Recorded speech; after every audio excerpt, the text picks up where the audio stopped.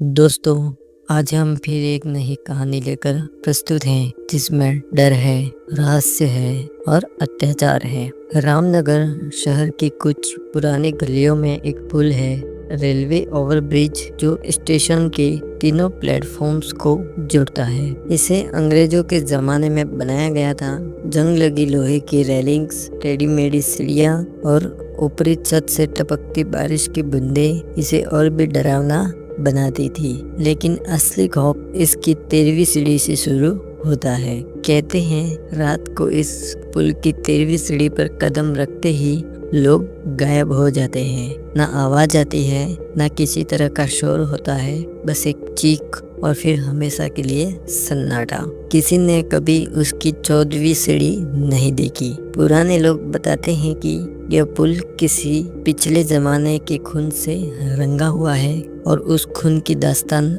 अब भी इन सीढ़ियों में दबी पड़ी है। 5 जून की रात स्टेशन पर एक हादसा हुआ। 21 साल का युवक आदित्य, जो कि एक यूट्यूबर था, एक लाइव वीडियो बनाते समय पुल की सीढ़ियां चढ़ा। कैमरे में वो 13वीं सीढ़ी तक पहुंचता है, फिर अचानक स्क्रीन ब्लर हो जाती है और फिर सिर्फ एक गूंजती हुई चीख सुनाई देती है, हेल्प मी। अगली सुबह उसका बैग और कैमरा मिला, लेकिन आदित्य गायब था। पुलिस ने कुछ जांच की, फाइलें खोली, फिर वही लिखा कि आत्महत्या की आशंका। सबूत न मिलने पर केस बंद। लेकिन आदित्य की माँ एक स्कूल टीचर थी, इस बात को वो मान नहीं सकी। उन्होंने ये केस भेजा एक व्यक्ति को जिसका नाम था डॉक्टर चमन, जो एक मनोवैज्ञानिक थे, साथ ही खौफनाक मामलों के विशेष जांच करता थे। डॉक्टर चमन जब रामनगर स्टेशन पर पहुंचे, उन्होंने सीढ़ियों का मुआयना किया। हर सीढ़ी पर नंबर लिखा था, सिर्फ 12 तक, लेकिन 13वां नंबर गायब था। लेकिन गिनने पर सीढ़ियां 13 ही निकली, यानी किसी ने जानबूझकर 13वां नंबर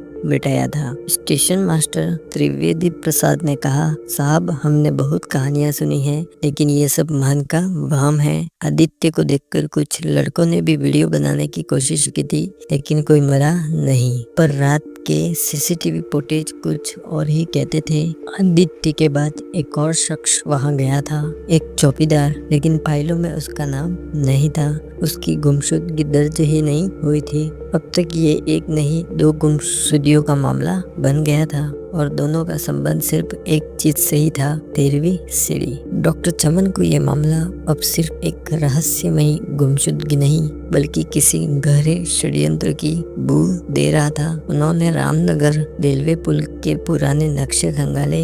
1978 के रिकॉर्ड में पुल के नीचे एक कुआं दर्शाया गया था, जिसे बाद में सील कर दिया गया। वजह सार्वजनिक सुरक्षा। बस उसी रात डॉक्टर चमन रेलवे कॉलोनी के बगल में रहने वाले बुजुर्ग रामकिशोर से मिले, जो पहले गार्ड थे।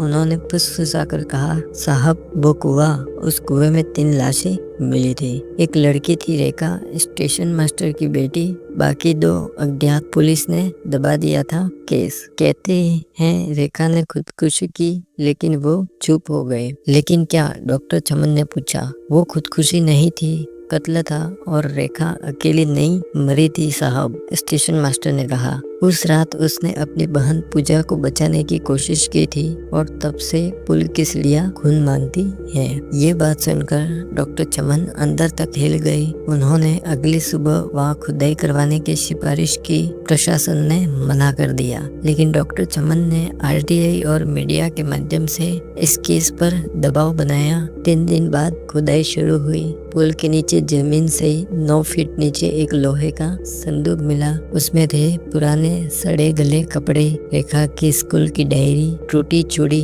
और एक फोटो एल्बम। उसमें जो तस्वीरें थी, उन्होंने पूरे केस को ही पलट दिया। एक टेम्पो में रेखा किसी के साथ खड़ी थी, त्रिवेणी प्रसाद, जो आज रामनगर स्टेशन का स्टेशन मास्टर है, और एक तस्वीर में पूजा थी, जिसके गले में वही हार था जो डॉक्टर चमन को आदित्य के वीडियो में दिखा था। यानी कुछ न कुछ जुड़ रहा था। डॉक्टर चमन अब सीधे त्रिवेणी प्रसाद के पास गए। 1978 में आपने स्टेशन छोड़ दिया था, डॉक्टर चमन ने पूछा। त्रिवेणी ने बताया बीमारी के कारण। उन्होंने पूछा रेखा कौन थी? मेरी बेटी थी। और पूजा का नाम सुनते ही त्रिवेणी का चेहरा पीला पड़ गया। आपने उन्हें मारा? डॉक्टर चमन ने पूछा। त्रिवेणी अचानक हंस पड़ा। मैंने कुछ नहीं किया साहब, वो पुल खुद ले गया उन्हें। वो सीढ़ी, वो दरार, वो कुआं, सब रेखा के अंदर जिंदा है। वो मरकर भी मरी नहीं साहब। डॉक्टर चमन ने महसूस किया ये इंसान पागल नहीं है, ये डरा हुआ है और शायद गुनाहगार भी हो सकता है। उसी रात एक और हादसा हुआ। एक पुलिस जवान जो पुल की निगरानी में तैनात था वो भी गायब हो गया। अब तक पुल की 13वीं सीढ़ी ने कुल 9 लोगों को निगल लिया था। डॉक्टर चमन ने फैसला किया कि इस रहस्य को उजागर करने के लिए अब वे खुद उस 13वीं सीढ़ी पर कदम रखेंगे। रामनगर स्टेशन की वो रात बिल्कुल शांत थी, लेकिन हवा में कुछ अजीब सा डर था, मानो खुद पुल भी डरा हुआ हो। रात के 10 बजे डॉक्टर चमन ने वो काम करने का निश्चय लिया जिसे करने की हिम्मत हर किसी में नहीं होती। वो 13वीं सीढ़ी पर चढ़ने जा रहे थे।